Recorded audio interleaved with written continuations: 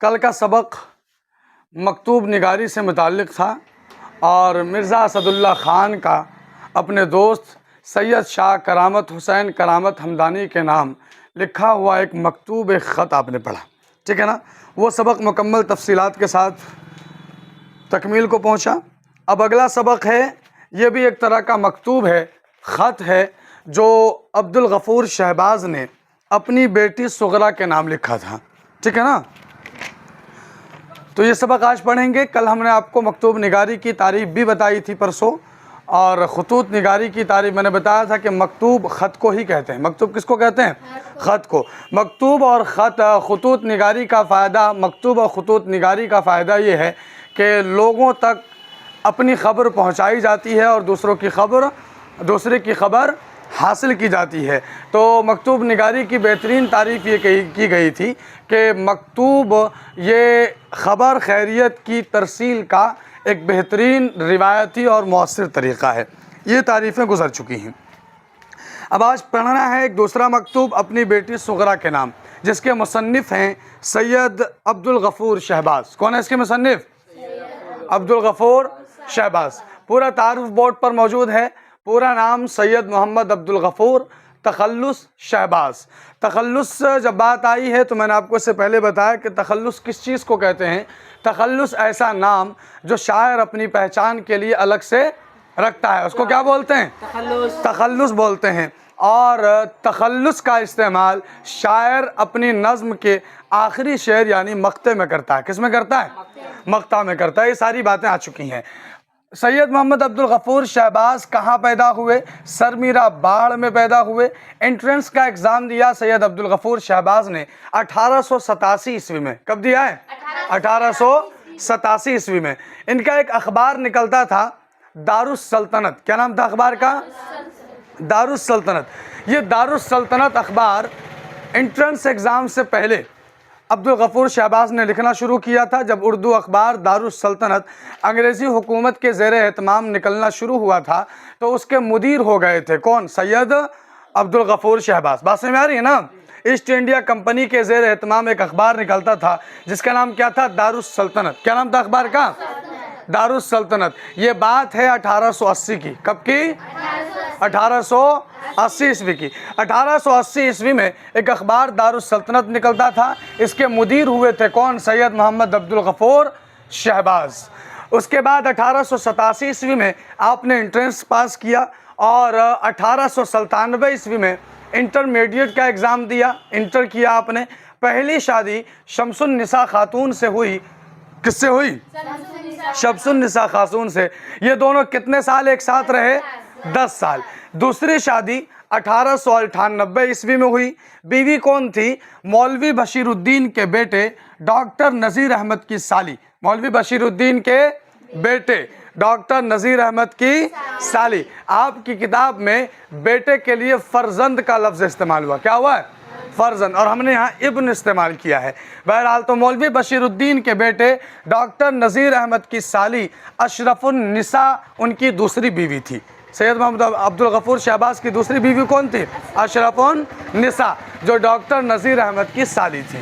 اچھا، اردو اخبار جو بات میں نے ابھی پہلے بتائی، اردو اخبار دارالسلطنت ایسٹ انڈیا کمپنی کے زیر اہتمام، بہت اجمال میں لکھا ہوا ہے، بہت مختصر انداز میں میں نے سمجھا دیا آپ کو کہ دارالسلطنت ایک اخبار نکلتا تھا۔ کب؟ 1880۔ بولو نا، کب نکلتا تھا؟ 1880 عیسوی میں۔ اس اخبار کے مدیر ہوئے تھے کون؟ سید محمد عبدالغفور شہباز، ٹھیک ہے نا؟ ان کے علم و فضل کا کمال لوگوں پر ظاہر ہو گیا۔ اچھا لکھتے تھے، اچھا مضمون، اچھی تحریر لکھتے تھے۔ تو بھوپال کی بیگم نے انہیں بھوپال بلایا۔ کہاں بلایا؟ تو یہ لکھا ہوا بیگم بھوپال کی دعوت پر بھوپال گئے اور وہاں 1905 عیسوی میں ناظم تعلیمات بنا دیے گئے۔ کیا بنا دیے گئے؟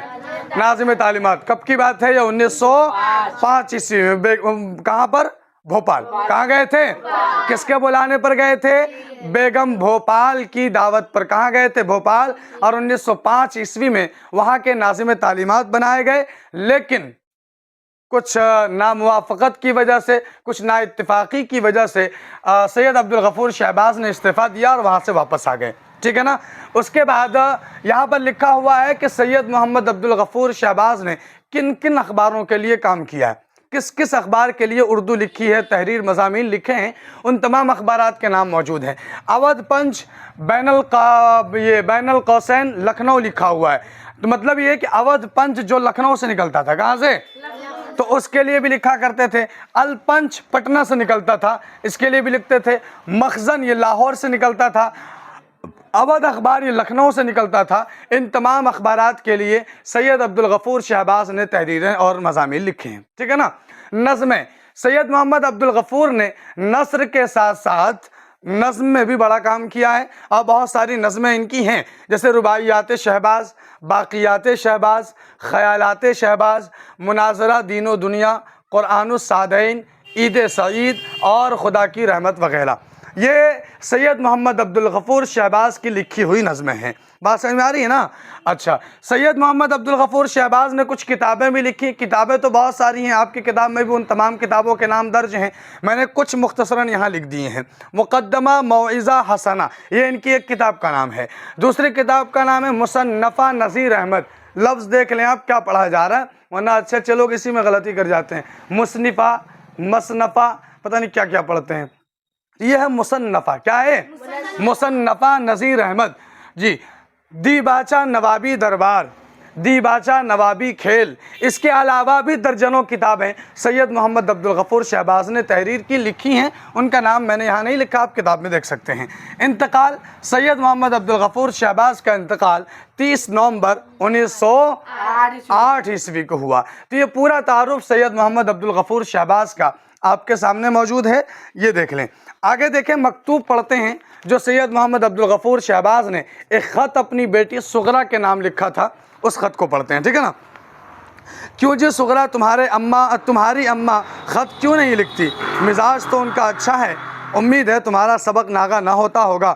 حقوق اولاد کے شعر جب تم زبانی پڑھتی تھی اور تمہاری چھوٹی بہن بھی ساتھ ساتھ پڑھنا چاہتی تھی, دونوں کے حق میں میرے دل سے دعا نکلتی تھی.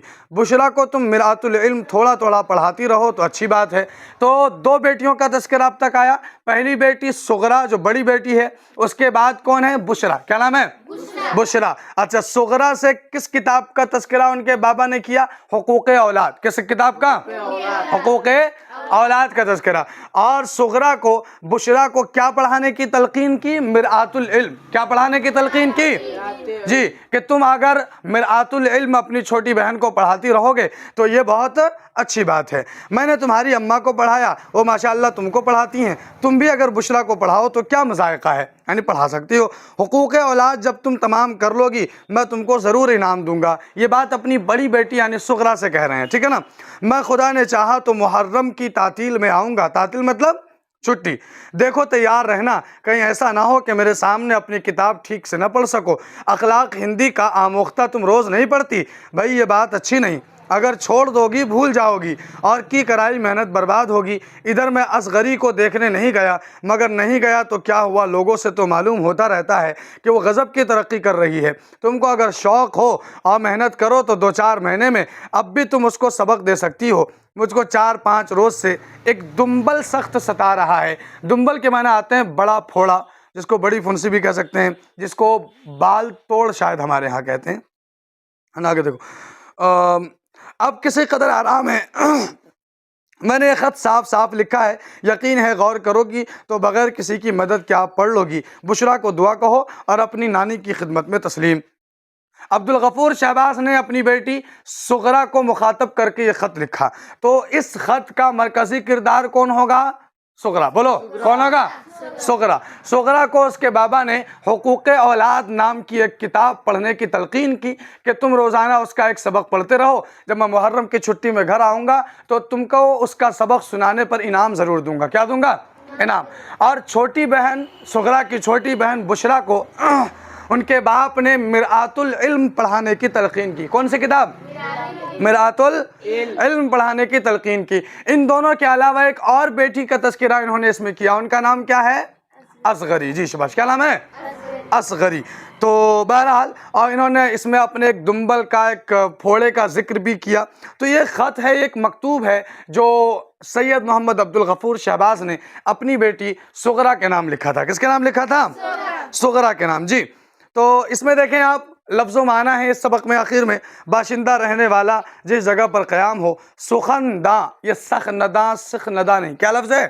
سخنداں. اس کے معنی ہے جانکار ہونا، کسی خاص موضوع سے واقف ہونا. اس میں الگ الگ لفظ ہے، ایک لفظ ہے سخن اور ایک لفظ ہے داں. ایک لفظ کیا ہے؟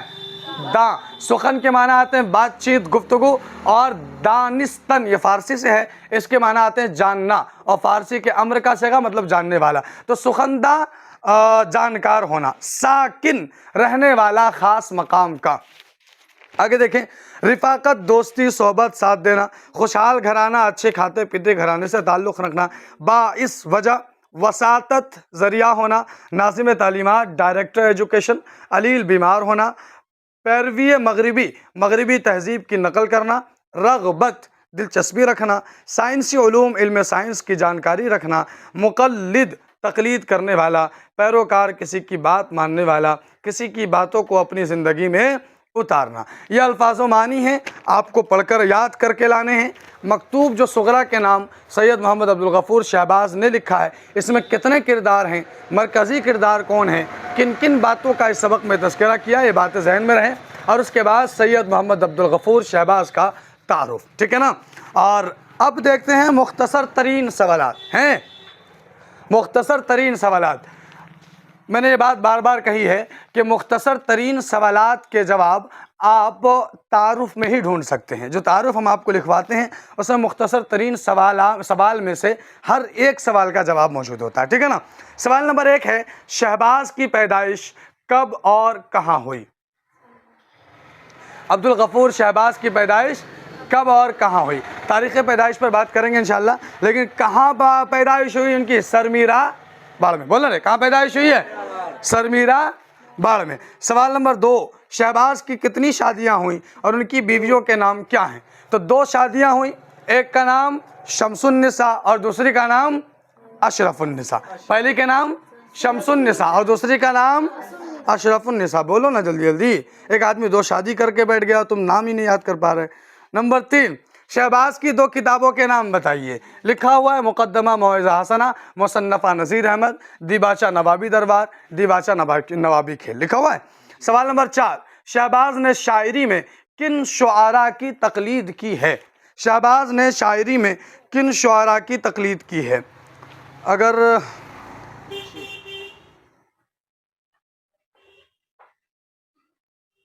جی، شہباز نے شاعری میں کن شعراء کی تقلید کی ہے؟ جواب یہاں موجود ہے. سید عبدالغفور شہباز کا جہاں تعارف ہے اسی میں آخر لائن سے اوپر والی میں شہباز نذیر، حالی اور اکبر کے مقلد اور پیروکار رہے. یعنی شہباز نے شاعری میں نذیر احمد اور خواجہ الطاف حسین حالی اور اکبر الہ آبادی کی ان کی تقلید کی ہے. سوال نمبر 5، شہباز نے شامل نصاب مکتوب میں جس بچی کو مخاطب کیا اس کا نام کیا ہے؟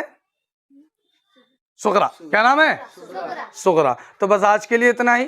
آپ مختصر ترین سوالات لکھ کر لائیں، ساتھ ساتھ الفاظ و معانی اور سید محمد عبدالغفور شہباز کا مکمل تعارف. ٹھیک ہے نا انشاءاللہ؟